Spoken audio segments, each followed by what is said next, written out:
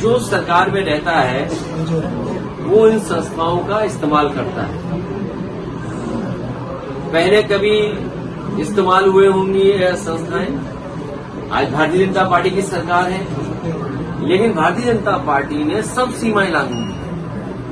वो केवल अपने वोट के लिए, दूसरे लोगों को अपमानित करने के लिए ईडी, सीबीआई, इनकम टैक्स का सहारा ले रहे हैं। हमारी तो मांग ये होगी कि भारतीय जनता पार्टी अगर जीरो टॉलरेंस रखती है करप्शन के लिए, तो अपने नेताओं के, अपने विधायक, अपने लोगों का आकलन करें कि किन किन की संपत्ति बढ़ गई है, और जिन जिन की संपत्ति लगे कि ज्यादा बढ़ गई है तो उनके खिलाफ भी वही कार्रवाई होनी चाहिए जो विपक्ष के खिलाफ कार्रवाई कर रहे हैं। और मैंने कई मौकों पर कहा कि आज जमीनों का काम सबसे ज्यादा कोई कर रहा है तो भारतीय जनता पार्टी के लोग कर रहे हैं। कई शहरों में बड़े बड़े भूमाफिया पैदा किए हैं और भूमाफियाओं का काम भारतीय जनता पार्टी स्वयं कर रही है। लखनऊ में, कानपुर में, आपके अयोध्या में, गोरखपुर में, वाराणसी में आप जानकारी कर लें और सरकार जब भी जांच करेगी, सबसे ज्यादा जमीनों का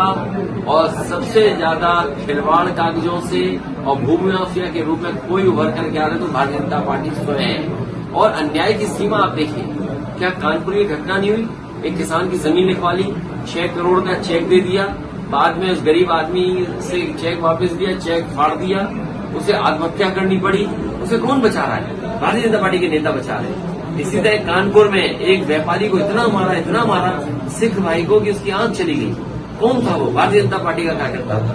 इसी तरह और जगह अगर आप देखोगे सबसे ज्यादा अन्याय इनकी सरकार में हो रहा है। आज ही खबर पड़ी है कि कानपुर देहात में भी और कानपुर में 2 पक्ष में झगड़ा हुआ, 2 लोगों की जान चली गई केवल जमीन के विवाद। सरकार को ये देखना चाहिए कि जो जहां पर जमीन को लेकर के विवाद हो रहा है या विवाद से जान जा रही है, आखिरकार वो अधिकारियों को कितनी एप्लीकेशन दे चुकी है। सर